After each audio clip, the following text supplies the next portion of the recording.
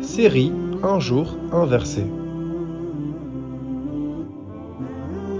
بسم الله الرحمن الرحيم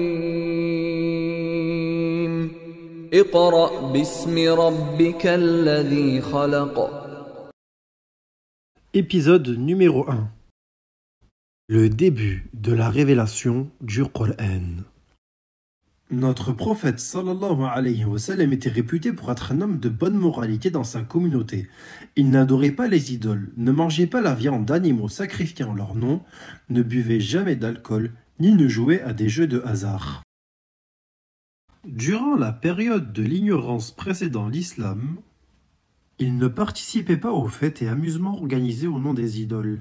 Il croyait en Allah l'unique. Sa véracité, sa fiabilité, son respect de la parole donnée, son humilité et sa générosité lui firent gagner la confiance de tous.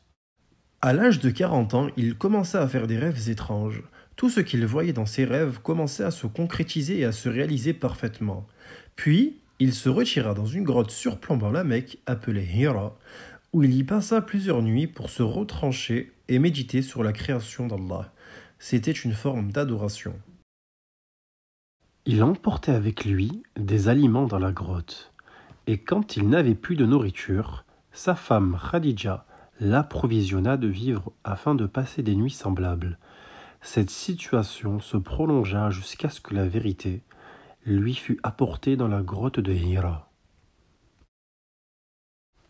Durant le mois de Ramadan de l'année 610, au cours d'une nuit particulière, Laylatul Qadr, en se rendant à la grotte de Hira au matin, l'ange de la révélation, Jibril alayhi salam, se présenta à notre prophète sallallahu alayhi wa sallam et s'adressa à lui en lui disant « Lis ».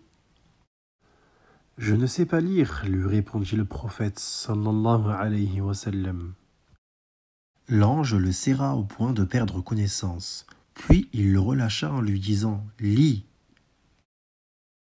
« Je ne suis pas de ceux qui lisent », répondit le prophète sallallahu alayhi wa sallam. Il l'étreignit pour la deuxième fois, au point de lui faire perdre toute force, puis il le relâcha en lui disant « Lis ». « Je ne sais pas lire », répondit à nouveau le prophète sallallahu alayhi wa sallam. À la troisième fois, il le serra au point de lui faire perdre toute force. Puis, il le relâcha en lui disant « Lis au nom de ton Seigneur qui a créé l'homme d'une adhérence. Lis, ton Seigneur est le très noble, qui a enseigné par la plume, a enseigné à l'homme ce qu'il ne savait pas. » Il récita ainsi les 5 premiers versets de la sourate de l'adhérence, Al-Alaq. Notre prophète sallallahu alayhi wa sallam se leva après avoir répété la révélation apportée par l'ange. Il était profondément ému et tremblait de peur. Notre prophète sallallahu alayhi wa sallam se ressaisit alors de l'émotion qu'il avait gagnée, puis il descendit rapidement de la montagne et rentra chez lui. Notre mère Khadija radiyallahu anha s'inquiéta de l'agitation qui s'était emparée de lui. Notre prophète sallallahu alayhi wa sallam tremblait toujours. Sans donner aucune explication, il s'allongea directement sur son lit et demanda à ce qu'on le recouvre d'une couverture. Il plongea de suite dans un profond sommeil. Lorsqu'il se réveilla, il raconta à sa chère épouse ce qui lui est arrivé. Notre mère Khadija, qui connaissait bien son mari, le consola en ces termes. « N'aie aucune crainte, Allah ne te couvrira pas de honte, car tu maintiens les liens de parenté. Tu ne dis que la vérité, tu soutiens les faibles, tu donnes aux indigents, tu héberges les hôtes, et tu viens en aide aux éprouvés. » Ces propos empreints de douceur réjouirent profondément le messager d'Allah sallallahu alayhi wa sallam. Ils se rendirent ensuite tous deux chez le cousin paternel de Khadija, Waraqa ibn Nawfal. Il était un vieillard qui connaissait bien la Torah et l'Évangile. Ce dernier fut très ému en écoutant Mohammed sallallahu alayhi wa sallam lui raconter l'événement qu'il venait de vivre. Il lui dit « Tu es le dernier des prophètes. est le prophète de cette communauté. C'est l'ange Jibril que tu as vu.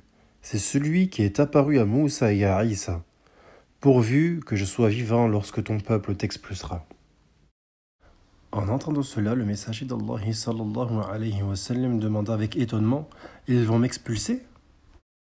Il lui répondit: « Tous les prophètes qui, comme toi, ont reçu la révélation, ont vu l'hostilité de leurs ennemis et ont été combattus ou expulsés. Si je vis jusqu'à ce jour, je te viendrai en aide autant que je puisse le faire. » Mais Waraqa ne tarda pas à mourir, et la révélation fut interrompue un bon moment. Dans les premiers versets révélés au prophète sallallahu alayhi wa sallam, Allah a exprimé l'importance qu'il accordait à la science, à la lecture, au savoir et à l'intelligence humaine.